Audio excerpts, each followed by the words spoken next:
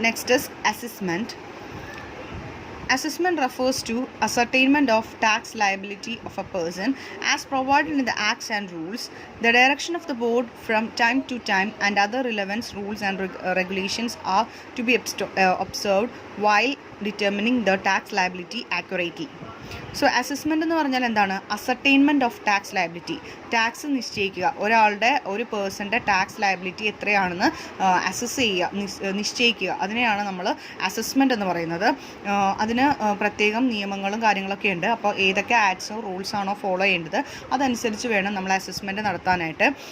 Central board of excise and ടാക്സസിൻ്റെ ആ directions, time to time directions, notifications, ഓരോ ടൈമിലുള്ള ചേഞ്ചസ്, ഇതെല്ലാം നോക്കിയിട്ട് വേണം നമ്മൾ കറക്റ്റായിട്ട് അസസ്മെൻറ്റ് നടത്താനായിട്ട്. അതിനുശേഷം വേണം ടാക്സ് ലയബിലിറ്റി അക്യുറേറ്റ് ആയിട്ട് കറക്റ്റായിട്ട് നമ്മൾ അസസ് ചെയ്യാനായിട്ട്. അപ്പോൾ എന്തൊക്കെയാണ് നമുക്ക് അസസ്മെൻറ്റിൽ, നമുക്ക് ഡിഫറെൻറ്റ് ടൈപ്സ് ഓഫ് അസസ്മെൻ്റ് ഉണ്ട് നമ്മുടെ GST ആക്ട് പ്രകാരം. മെയിനായിട്ട് നമുക്ക് 4 അസസ്മെൻ്റ് ആണുള്ളത്. That is self assessment, provincial assessment, best judgment assessment, and summary assessment or protective assessment. So 4 types of assessment are there. So assessment is broadly classified into 4 as self-assessment according to section 59, provincial assessment according to section 60, and best judgment assessment according to section 62, and summary assessment or protective assessment, that is section 64. So ഓരോന്നായിട്ട് നമുക്ക് നോക്കാം. First one is self-assessment.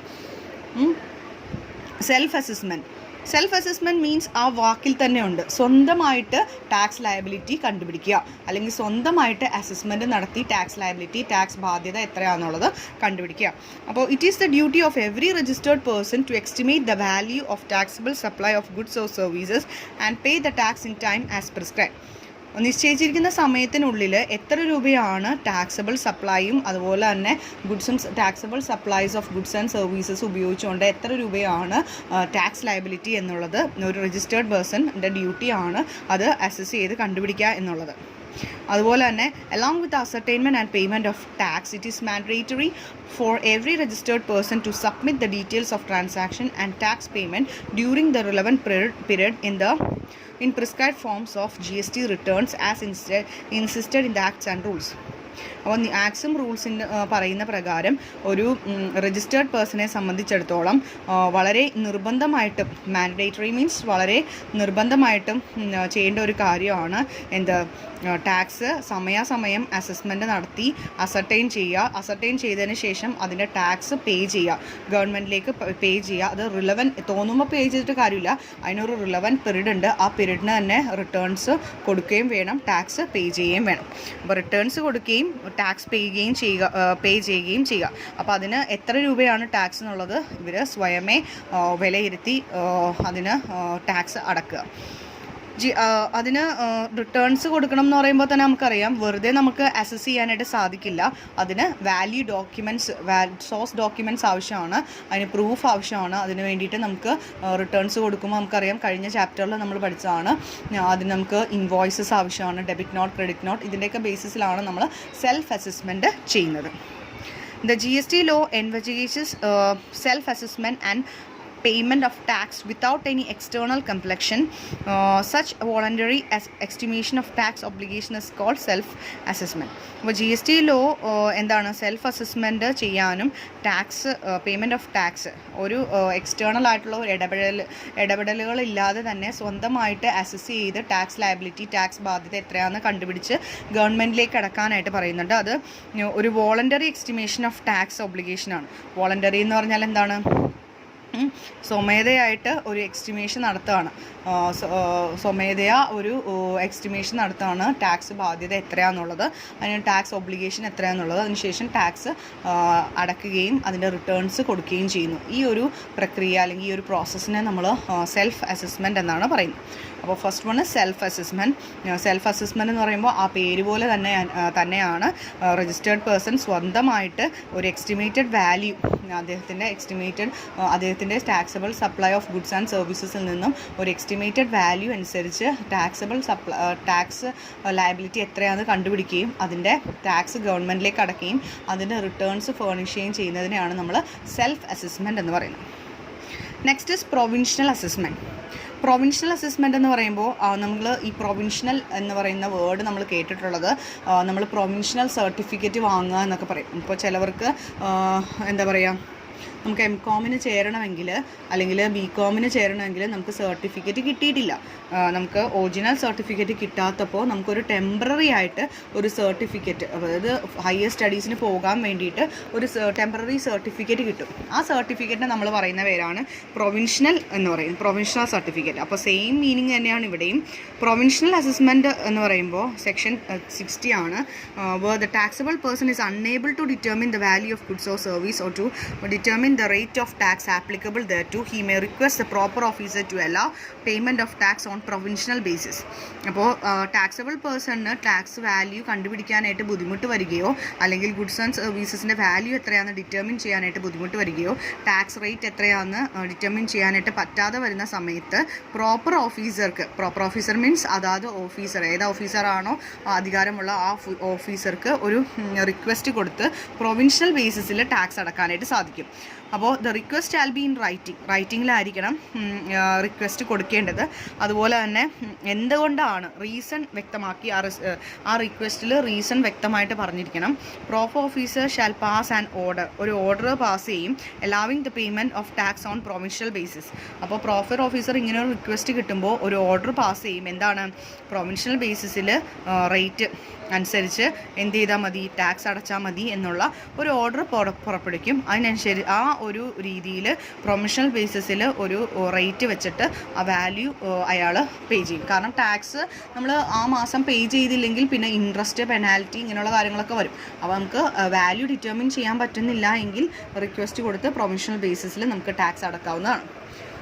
The order of such provisional assessment shall be issued within a period not later than 90 days from the date of receipt of such request. Request കിട്ടിയതിന് ശേഷം 90 ഡേയ്സിനുള്ളിൽ എന്ത് ചെയ്തിരിക്കണം, ഇത്തരത്തിലൊരു order, അതായത് പ്രൊവിൻഷ്യൽ ബേസിസിൽ tax അടക്കാനായിട്ട് സമ്മതിച്ചുകൊണ്ടുള്ളൊരു order proper officer കൊടുത്തിരിക്കണം.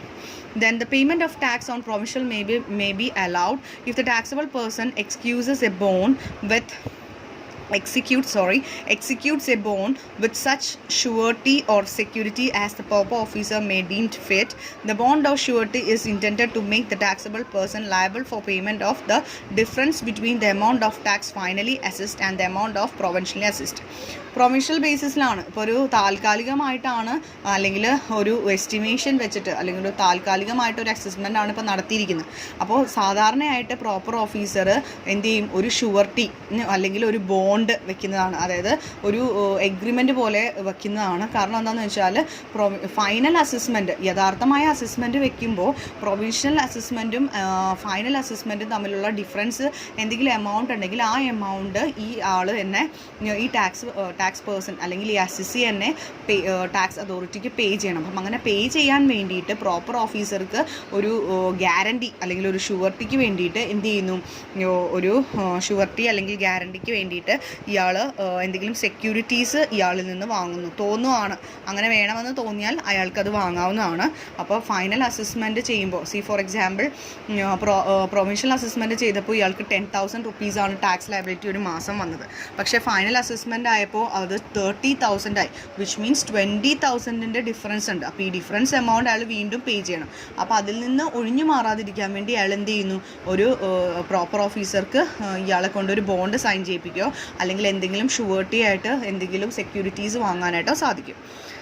Next is the proper officer shall pass the final assessment order within a period of 6 months after considering all other relevant information required for the same.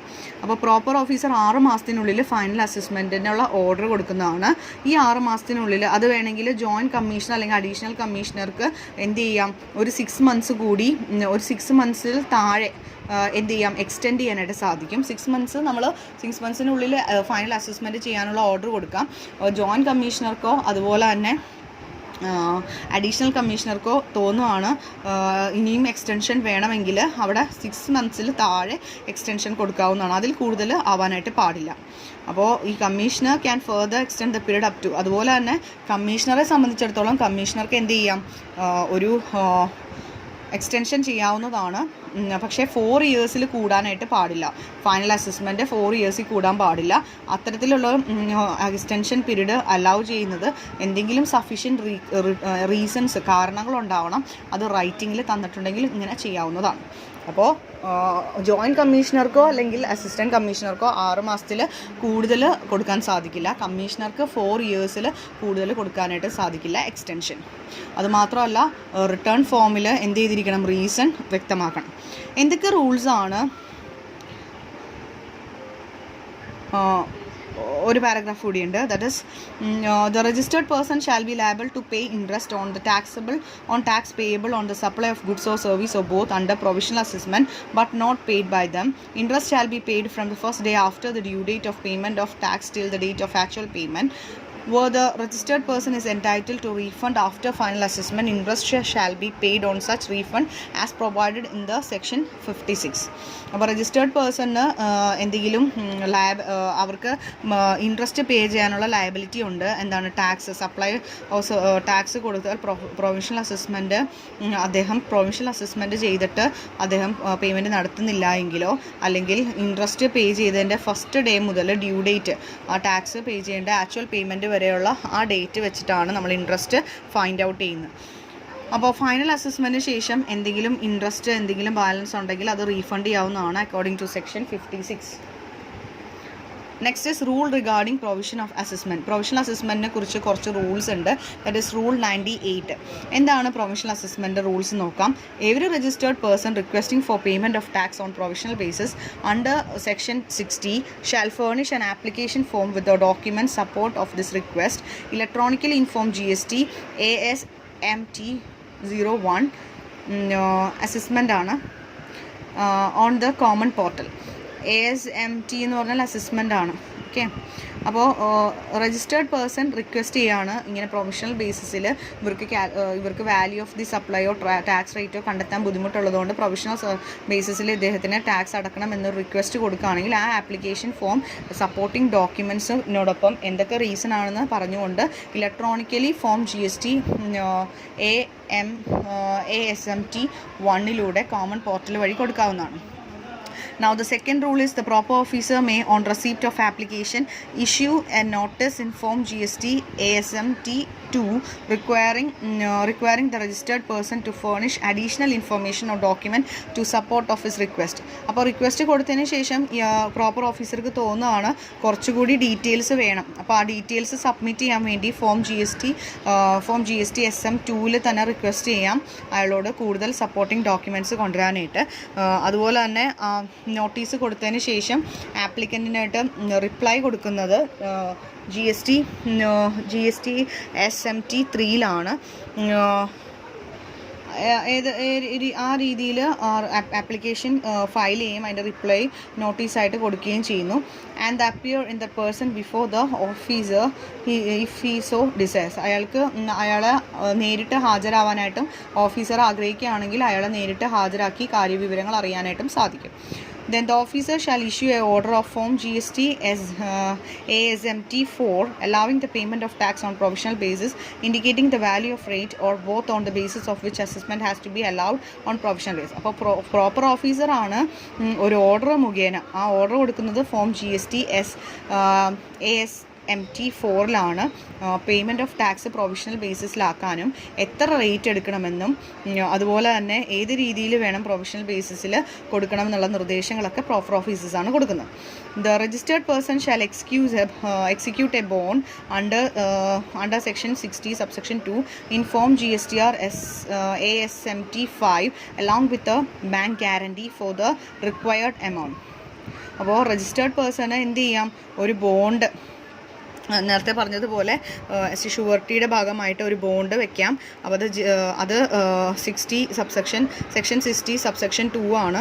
അതിൽ form GST ASMT 5 നമ്മൾ ഒരു bank guarantee കൊടുക്കാനായിട്ട് തോന്നുവാണെങ്കിൽ അത് കൊടുക്കാം. ആ bond എന്ന് പറയുന്നത് proper ഓഫീസർക്ക് state goods and service tax പ്രകാരമോ അല്ലെങ്കിൽ integrated goods and service tax പ്രകാരമോ ആ ബോണ്ട് തോന്നുവാണെങ്കിൽ ആ പ്രൊവിഷൻസ് അനുസരിച്ച് CGST ആക്ട് പ്രകാരമോ ഒക്കെ ബോണ്ട് എക്സിക്യൂട്ട് ചെയ്യാവുന്നതാണ് if it is necessary.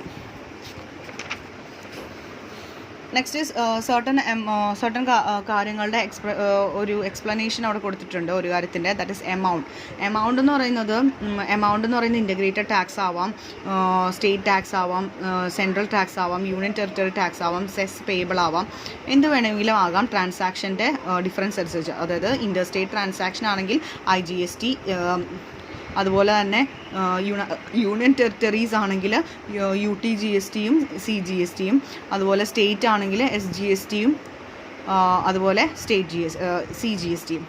Now the fifth point is the proper officer shall issue a notice in form GST ASMT 6 calling for information and records for the finalization of assessment. അപ്പോൾ finalisation അസസ്മെൻറ്റിന് വേണ്ടിയിട്ട് ഒരു notice കൊടുക്കുമെന്ന് പറഞ്ഞല്ലോ. ആ form കൊടുക്കേണ്ടത് form GST ASMT 06 finalisation of assessment കൊടുക്കേണ്ടത്.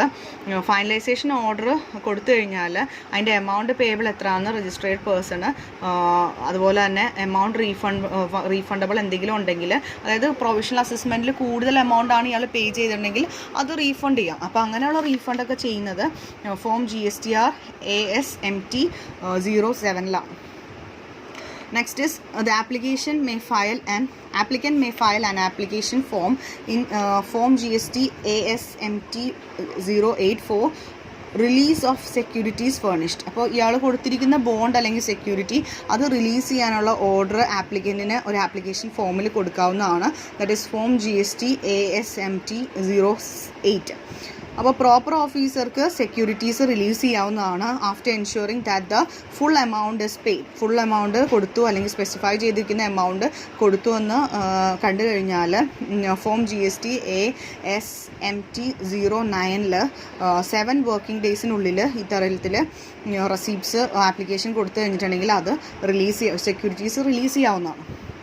Now the third type of assessment is, അപ്പോൾ നമ്മളിപ്പോൾ നോക്കിയത് 2 ടൈപ്പ് ഓഫ് അസസ്മെൻ്റ് ആണ്, സെൽഫ് അസസ്മെൻറ്റും പ്രൊവിഷണൽ അസസ്മെൻറ്റും. ഇനി അടുത്ത അസസ്മെൻ്റ് എന്ന് പറയുന്നത് best judgment assessment. Very important assessment ആണ് best judgment assessment. When a registered person does not furnish returns as insisted in the law, the proper officer may assess the tax liability based on the best of his judgment on the support of available information, evidences and other relevant materials. This is called best judgment assessment. അപ്പോൾ ഒരു registered പേഴ്സണെ സംബന്ധിച്ചിടത്തോളം അല്ലെങ്കിൽ ഒരു registered person അദ്ദേഹത്തിന് returns furnish ചെയ്യാനായിട്ട് സാധിക്കുന്നില്ല, നിയമപ്രകാരമുള്ള റിട്ടേൺസ് കൊടുക്കാൻ സാധിക്കുന്നില്ല എങ്കിൽ പ്രോപ്പർ ഓഫീസർക്ക് എന്ത് ചെയ്യാം, അയാളുടെ ടാക്സ് ലയബിലിറ്റി നിശ്ചയിക്കാവുന്നതാണ്. ബെസ്റ്റ് ജഡ്ജ്മെൻറ്റ്, ഏറ്റവും നല്ല ജഡ്ജ്മെൻറ്റ് തന്നെ കൊടുക്കുക.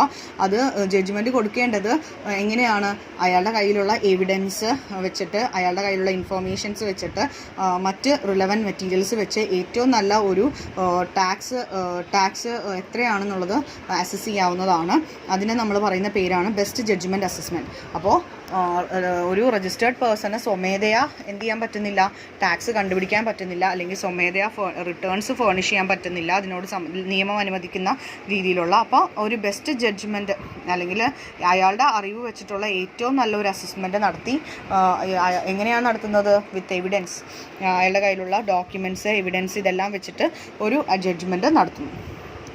Next is where a registered person fails to furnish the return following are the provisions of the act relating to best judgment assessment. ഈ താഴെ പറയുന്നതൊക്കെ ബെസ്റ്റ് ജഡ്ജ്മെൻറ്റ് അസസ്മെൻറ്റ് പ്രൊവിഷൻസ് ആണ്.